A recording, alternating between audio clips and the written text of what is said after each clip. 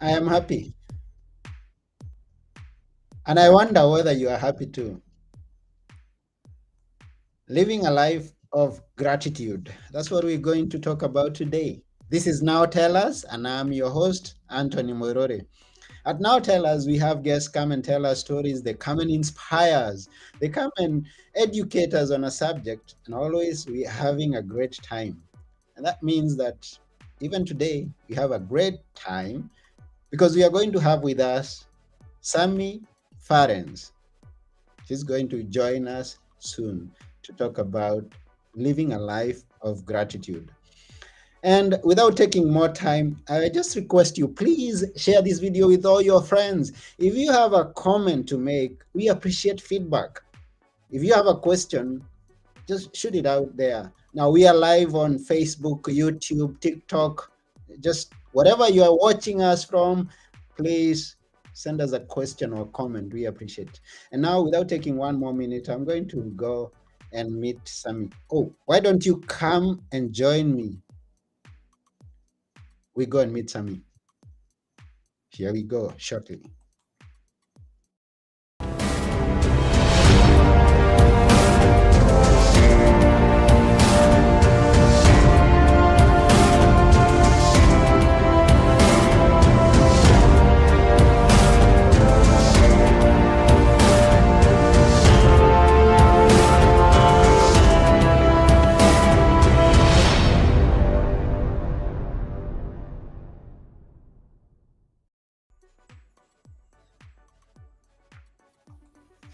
Hello, Sammy.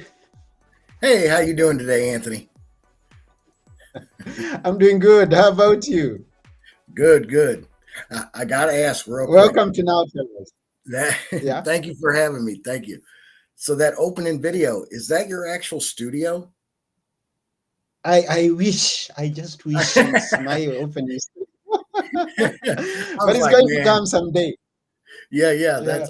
If it was, I was gonna say, boy, I am so far behind the times. No, it's gonna come.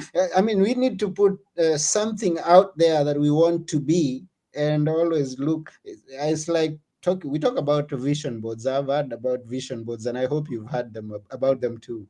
Yes, most definitely, So, most definitely. so I could say that's on my vision board to one day have a studio looking like that. I'd be all right. Yeah, I'm curious to know, where are you? I am outside of St. Louis, Missouri. Oh, uh, and I come from Kenya, and Missouri sounds like a word in Swahili that is Muzuri. Well, Can you guess what that is? most people from Missouri actually call it misery because it's Missouri. oh yeah, it's misery. It's Yeah, you, yeah. And we can will you get can you? snow and 80 Yeah. degrees on the same day. Ah, interesting. Can you guess what Missouri is? Can I guess what Muz- Missouri is? Missouri. Missouri. Yeah, in Swahili. Oh, um, great things. Wow. Missouri is actually good. Good. Okay. Good. Missouri. Good. Oh, well, that's cool. See there, I'm learning Yeah. something new. Yeah. So it's a pleasure to have you here on Now Tell Us today. And I know we've got so much to hear from you because you've been there, done that. And for introduction, we would love to know, who is Sammy Farrens? Who am I? I am a husband of 22 years, a father of three, and now a grandfather of three boys. And that's what I hold most dear, more than anything else, is those.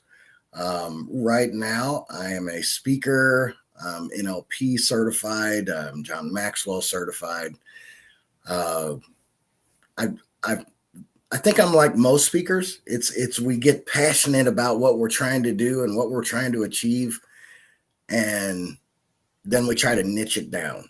Because I feel like, well, I want to save the world. Well, I'm only one guy, and I probably can't save the whole world. but how can I help the whole world? And so I found my niche to be gratitude. And, you know, that for me, it's life changing. So that's my, that's my story and I'm sticking to it. Yeah, that's a beautiful story. And when I said you've you've been there, done that, and achieved. Now, when you're talking about being a grandfather, that's quite an achievement. Being a grandfather, not only of one, but of three. Oh yeah, yeah. And Yeah. it's true. Just so everybody knows out there, when you're old enough to become a grandparent, you figure out that the only reason you ever had kids was to get to the grandkids because the grandkids are way better than the kids. I wonder how are the great grandkids, and I whether we will ever get to see them and watch them play. Oh Then they yeah. could be far much better than the grandkids, I guess. That is true. Every Yeah. generation you get a little better. Mhm. So we want to talk about gratitude and why it became a passion to you to talk about. Uh, uh, the whole gratitude thing for me, the life started, unfortunately yet fortunately, when my mom passed away. oh. She passed away. She lived her life in a wheelchair. She had polio, and but that was never a restriction for her. That was never an excuse or a reason why she couldn't. Um, if anything, it drove her to try to live even more of a full life. Mm-hmm. You know, and growing up, I always saw that there was something special and different about mom, just the way she cared. She loved people.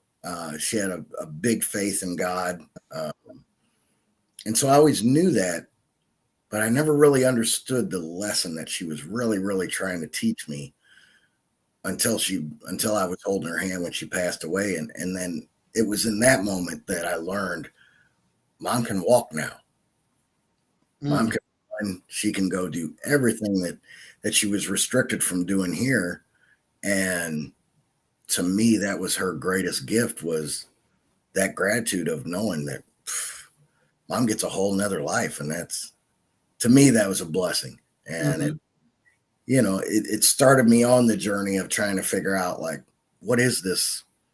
What is this feeling that I have right now? Because I didn't understand it initially. Mm-hmm. It was just an overwhelming, like, man, I feel so good for her, and later I found out that really I was just grateful. I was grateful that she was now again able to do all these things and follow her dreams even deeper than whatever she could have thought here, on earth. And with doing that, a few years after she passed away, um, I was ran over by a diesel truck, and Mm. that was quite exciting day. Literally, I'd hit some black ice driving to work, and a diesel trailer, literally the whole truck ran over top of mine and smashed my truck. And the metal, and I walked away without a scratch. Oh. And the whole the metal of the truck actually formed when I sat back down in the truck that afternoon to I went to go check things out. The metal of the truck formed perfectly around me. And it was like, all right, somebody's trying to tell me something here. I've got a purpose and a mission to stay here on this planet, Mm-hmm. and let's figure out what that is. And it just everything kept going back to gratitude. And so fast forward another few years because Sammy's a hardhead and it takes him a while to learn a lesson. I think like most of us. And I really did. I just started studying everything about what gratitude is mentally, physically, emotionally, religiously, and then everything just went back to we are the gift. Mm-hmm. Like we are the gift of gratitude. But above our kids, above the grandkids, that one's hard for me. But above the grandkids, above my wife, I have to be full of gratitude and bless myself and understand that I am that gift more than anything else. Mm-hmm. And since I've really uh, started living that life, and that was probably about a year and a half or so ago that I really said, okay, I'm putting me first. And so many people say, well, that's selfish, or that's kind of a stuck up thing, and it's like, no, it's really not. Because if I'm totally full of myself, if I am, full of gratitude, full of love, full of joy, now I can give you all of that, Mm-hmm. and it's so much more than what I was ever able to give before. So, it's literally life changing. Yeah, So, you can't give out something that you don't have. Now, isn't mhm. it interesting that you're bringing the issue of gratitude with a story where some of us could have gone into depression, some of us could have given up on life? When you bring the issue of gratitude with losing your mom, and then you bring in the issue of gratitude of a diesel truck running over you, that's not something that, it's not an everyday thing. It's not an everyday perspective from for many people, that this thing has happened, and I'm overwhelmed, I can't keep moving. So what what drove you, what attracted you into that idea, or what, or rather, how can I ask it better,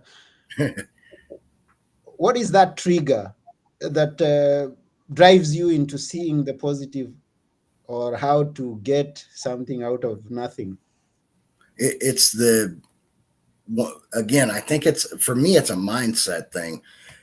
It's the realization that even in the worst of moments, you know, uh, your car breaks down. I had a flat tire about a month ago. I was driving home from a job, flat tire. Now, 5 years ago, Sammy would have got out of the truck. He would have cussed. He would have screamed. He would have made excuses. He would have done everything that most of us do. A month ago, it happens, and I got out of the truck. I looked at the tire, and I was like, well, let's get it fixed. Mm-hmm. It's an understanding in that moment. I have a choice of, do I look at this and it ruins my whole day, my whole week, or do I just do what I got to do, get it done, be positive about it, be grateful that I have a spare tire, I have a jack, I have the understanding that I know how to change a tire, you know. So in every bad moment, it's that moment. There's a bad thing, there's a Mm-hmm. negative, there's whatever. But how many positive things are also going on in that moment? And then which one do I want to focus on? Because I get to make that choice. Mm. And that's how, you know, it don't mean I don't ever get in a bad mood, or or nothing bad happens, but it's just how I deal with it. It's Okay. literally, you know, And then life. my curiosity goes on to wonder. You know what? Going through your profile, I came across a book, and that book is known as Broken Gratitude. That's it. Broken Gratitude. Why Broken Gratitude? Tell us about your book. Well, it's a lot of what we were just talking about. Mm-hmm. So to write the book, I went and asked over 200 people. Simple question: what are you grateful for? And Mm-hmm. there's no wrong answer. I mean, you want to have gratitude in your life, but what I was really shocked at is I asked over 200 people, and two, so less than 1%, said themselves. Mm-hmm.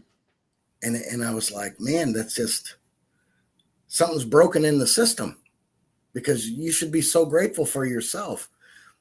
And again, I would get the same excuse. Well, that's selfish. Sammy, I can't put myself above my kids. Yeah. And I said, wait a minute. Yes, you can, because without you, there are no kids. Without you being full of love and joy, and showing them everything, and more than they deserve, what are their lives like? Like you have to put yourself first. Mm-hmm. And so to me, broken gratitude is the book is based on how to live a life of gratitude. Okay. And it's also from the perspective of, it's a broken, we live in such an expectation world, Uh-huh. that when we wake up in the morning, we expect our legs to work, we expect our eyes to work, our ears, and when I go outside to my car, it should just start up and there'll be a gas station around the corner, and we just expect it Yeah. until the day it's not there, you know, and then we go, and then we find it and we go, man, I'm so grateful I found that. I think we've all been to a point where our car is almost out of gas. Mm-hmm. Like it's right there, and you're like, oh boy, I hope I can make it. I hope I can make it. And you get to the gas station, and what do you say? Whoo, I'm so grateful we made it to the gas station. Yeah. You should wake up every morning and go, whoo, man, I'm so grateful I am here today. I made it I to today. That's it. I am blessed just to have woke up this morning, and I get to talk to Anthony, and I get to go do all these great things, even though it might be the same thing I did yesterday. I still get to go do them, you Hmm. know. And for me, that's gratitude. That's awesomeness. Yeah. You know. Thank you. And at this point, let me give a point of gratitude to our viewers. On TikTok, I'm seeing Pandelis and Sophia Wilson. Hi, Sophia. How are you? Thank you for watching. And everyone else who could be watching from YouTube, Facebook, or LinkedIn, whatever it is that you're watching from, please say hi. We will say hi back. If you have a question, ask it. And if you have a comment, we'll read it, and we keep going. And you talked about being. I can't remember. There's something I wanted to remember, but it's being kind of selfish with gratitude, because you can't give what you don't have. So you've got to. It's like when you go an airplane and you're being given the tips on how to survive a crash. You're told first pull down the gas mask on yourself first, Mhm. not your kid, the kid that you very much love. No, no, no, not anybody else, not your neighbor, but on yourself first, because when you're breathing, you're able to help others. But if you focus on others first, then you cannot help the others. Yeah, and Yeah. that's again that just it's we feel like I feel like as a society, as a world, we feel like we have to put others first. Mhm. We have to put our loved ones and our friends, and we pay, and here's where like success and different things come into play. um if I'm always worried about what the other person's doing, Mhm. whether it's a good in a good positive way or in a negative way, then I'm not focused on me. So how can I have success in my life? you know and that's literally, you can look at it from that aspect on anything. If I'm focused on your love, your happiness, or your depression, your negative outlook on life, well, then I can't focus on mine and what I really want. So, it's the literally the concept of put yourself first and know you're going to get judged for it, Mhm. and that's okay. The whole judgment thing. Yeah. Here's the reality in case anybody doesn't understand judgment. So I explain it like this. So two people, they walking down the road and they look on the other side of the road and they see a great big old fat guy walking, and they go, oh my God, what a piece of crap. Oh God, what, I bet he eats nothing but fast food and he's lazy and oh God, blah blah blah. And the fat guy down the across the street, he's actually walking to the gym. And what he does is he gets to the gym and he works out for a whole year and he's on a diet, and a year later those same two people are walking by that same guy, only now he's skinny and he's fit and he's healthy, And those same two people that said, what a piece of crap, now will look over there and go, oh, God, what a snob. Oh, I bet he's doing steroids. Oh, who's he think he is? Oh, he's so full of himself. Either way, you're getting judged. Yeah. And it doesn't matter what you do, you're going to judge. It's how you judge yourself. Mm-hmm. At the end of the day, that's what matters. And the only way you can do that is to put yourself first. Block out all the negatives and here's the sad part. Most of the time the negativity is going to come from those who love us the most. You Mm. know, and it's because you change. Mm-hmm. And you're not supposed to change. You're not the same Anthony I knew 5 years ago. Anthony, what has happened to you? Oh my God. You know, that's, and you're like, wait a minute, I've gotten better. I'm trying to better my life. And that's a very uncomfortable thing for other people. Yeah. You know? Mm-hmm. So you got to take that as a grain of salt. You know, So don't be afraid to be judged. Just do it. Just appreciate. Be glad of whatever it is that is happening around you, and appreciate the positive things. you know. And now, since we say that you drew some insight, some good insight into focusing on gratitude from some disasters, so to say, uh, those could have been a one-time thing. But then we go through seasons. We have people who are going through seasons. And one great example I would give is when everybody was going through the 2 years of confinement Mm-hmm. because of COVID.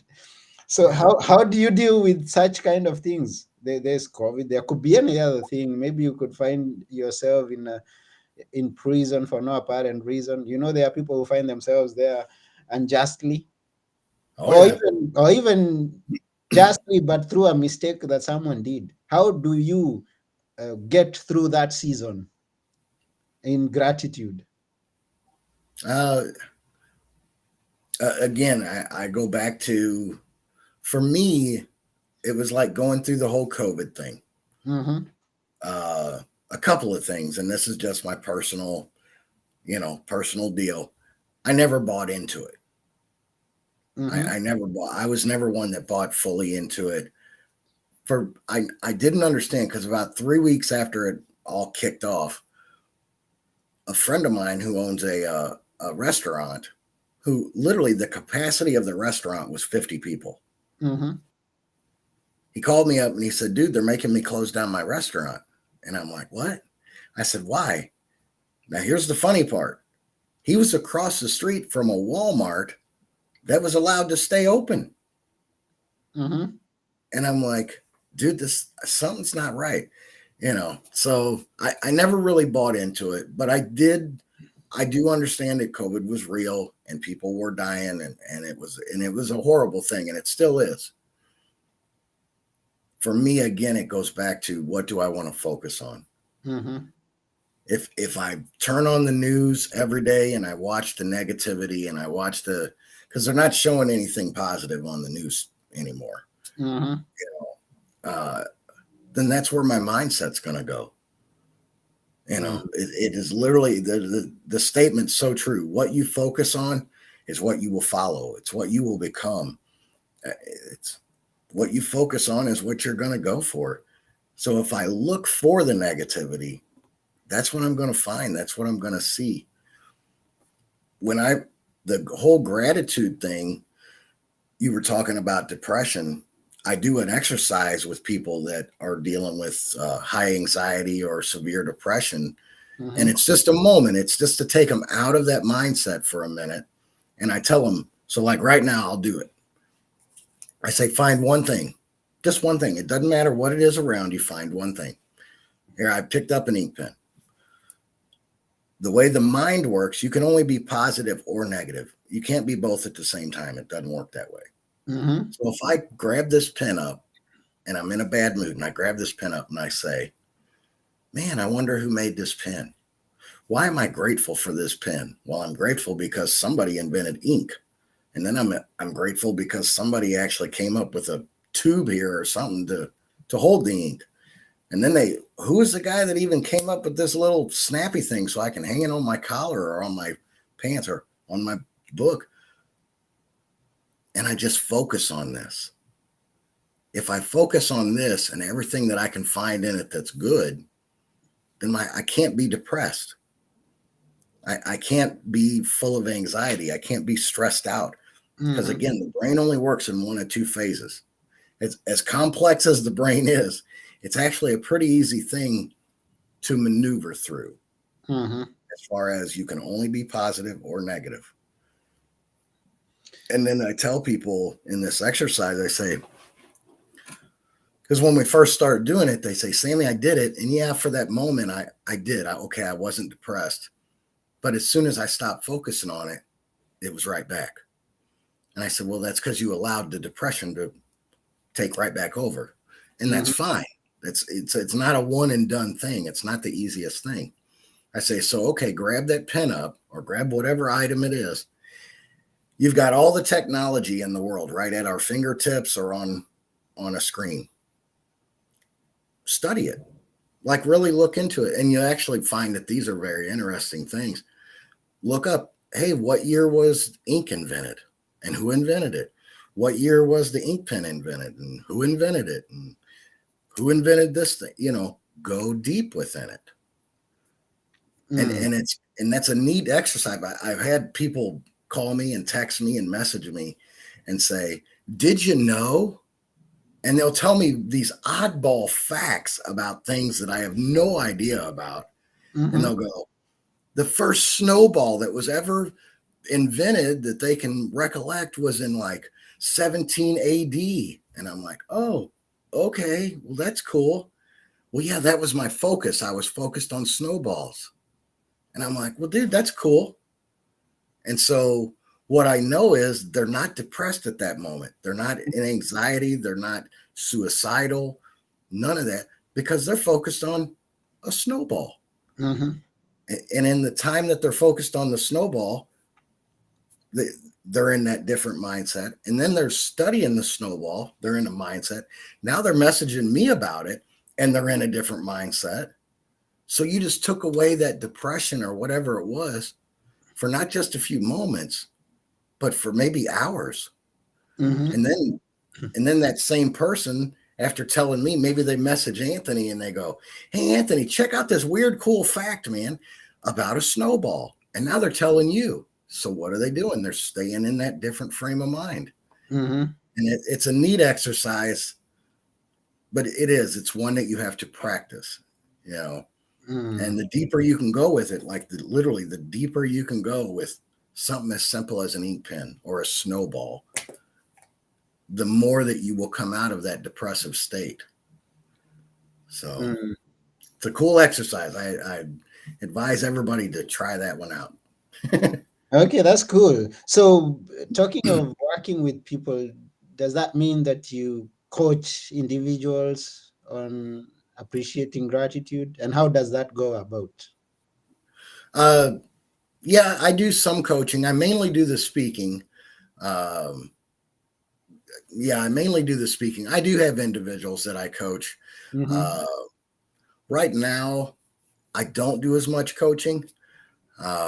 But what I do, and I know as speakers and coaches, we're told, oh, don't do this, but I kind of do what I want. It's, well, don't give out a bunch of free advice. Don't give, I'm on a podcast right now with you. And what did I just do? I gave out a whole system on how to get out of a depressive state. Yeah. Dude, I would rather give that away for free or answer a text message or a phone call from somebody and know that I helped them step off that ledge, Mm-hmm. that they're backed away from that ledge and I did it for free and that's fine with me. You Mm-hmm. know, do I want to get paid? Yeah, I want to get paid. And there are certain individuals that I will take on as coaching clients. Um, but really I try to affect the crowd per Okay, that's se. good. you know. Yeah, and in case out of the crowd there is someone who would want to follow up with you, how can they do that? Best way is discovermentaledge.com. And Okay. that's yep, there it is, discovermentaledge.com. There's my speaking stuff on there. You can contact me about coaching. The book's on there. Right now, the book is supposed to be out. I'm hoping for a phone call today. We'll see. It's supposed to be out hopefully here by the end of this week is what I'll say. Oh, I thought it's already out because I didn't look deeper into it. So we are getting the pre we are Oh yeah, yeah. You're we are getting the whole preparing for caboodle right something. here. Yeah. No, Yeah. I know me and you had talked, and you've wrote a couple three books, Hmm. and this is my first book. I've already got two other ones started. I just on a personal note, and this is something for an audience that anybody that's thinking about writing a book. How was your publishing, or did you self publish? I self-published. Ah, okay. And because there are many ways of going about it. And now, since we are talking that, Yeah, you can actually get traditionally published, but that is not an easy way from way back. And now, since everything is kind of changing, that's when the self-publishing comes in, and you can actually publish your book within weeks. Write and publish your book within weeks. yeah, That is yeah. when you're doing it yourself. And now, since you asked, that's when I would suggest my third book was write and publish your book, where I invited several authors to come and give stories of how they actually did it. Ah. Well, I So will tell you now, I'll be getting that book. you'll be getting that book. Yes, Yes, and everybody out there, go and get this book and see how to write and publish your own book by yes. 16 authors. 16 Oh my authors goodness. tell their stories. Well, hey, I'm gonna tell you, I'm excited to get the book and read it. Uh, I went traditional, so I got a publisher and the whole thing. Okay. And I'll be honest, and I've told them this ain't. And again, once you know me, I lay things out pretty straight. This has been a horrible process. Ah. It has been. I started the book about 8 months ago, and I had hair. I don't have no hair no more. It's gone. It's ridiculous. It all fell down to my chin, and it turned gray. It's ridiculous. just hoping that it, just hoping that the first person to see it is your great great grandchild. No, no. I mean, your grandchildren need to see it before they have children. Oh yeah. Oh man. But no, it's I've literally, and I hate to say this, I really, because I enjoyed writing the book. If Mhm. you all want to write a book, please go after it because it really is a fulfilling process. The publishing for me has been the nightmare. I've literally been saying for over a month, I hope the book's out this week. Okay. Yeah. So now what I do know is it is in the print studio, so it's not in publishing anymore. It's actually at the printer, which I guess means that yes, it should be out any day now. So, everybody out there who's listening, go and look out for that book when it's coming. Rush to www.discovermentaledge.com, and you'll, I don't know, maybe send an email or something to be the first one to be notified when the book is out. Yeah. Yes, Ah, yes, yes. okay. And the book that we are talking about is Broken Gratitude by Sammy Farrens. Yep, That's yep. it. Yeah. And now I'm we are coming to excited. the yeah. We are glad having you here on our show, and we are coming to the end of this episode. We really appreciate you taking your time to be with us. Well, I appreciate you having me, man. This is, I like what you're doing. During the show here, we talk some, and then before. Uh, no, man, I look forward to following you and getting to know a lot more about you. And you know, I'm We always are into good people. We also continue to talk after the show ends, after we play the end sound. Before we go, now we know where to find you, but before we go, would you like to leave us with a few words that we should always remember? Which are they? A few words to always remember: life happens for you. Uh, oh man, I just went blank. Uh, Life happens. We, Boy, I we, just we, went are, blank. we are grateful that you went blank. Yeah, yeah. No, Because yeah, yeah. it's to know that life happens for you. Uh-huh. You know, the bad things, the good things. It's all a lesson. It's all a learning, and it's how you deal with it. It's how you want to move forward. I've seen, I know people personally that have spent 10 years in prison and now they're multimillionaires. Mm. You know, I know homeless people that now own a jet. You know, I know one gentleman that uh, grew up, went to the military, got one of his arms and one of his legs literally blown off from an IED, and now he builds homeless shelters for homeless people. Whatever you dream of, go after it, because it's your dream and it's somebody else's. Somebody else needs your story so that they can start living their dream. So Wow. there you go. We really appreciate that. We really appreciate that. Thank you very much for sharing that. Mhm. Talking of someone who's been in prison and now a millionaire, for someone who's listening or watching, go and scroll down to all the episodes that we've done on Now Tell Us. The second episode is of such a guy who had been in prison, was a millionaire, actually a billionaire, lost the company, and he went to prison and he came out. Now he's building again and he's doing super cool. Yeah, That's Jeffrey that's cool. Martinovich. If you can go and search for that. But anyway, we today's episode was Sammy Farrens, and it has been a great episode. We really thank you, Sammy, and even for the parting words. We thank Yeah, you. yeah. Well, thank Yes, you again for having me. I appreciate it. yes, and that's all for today. I have been your host at Now Tell Us, Anthony Morore, and with our guest today, Sammy Farrens, we are saying be grateful and bye for now. Bye.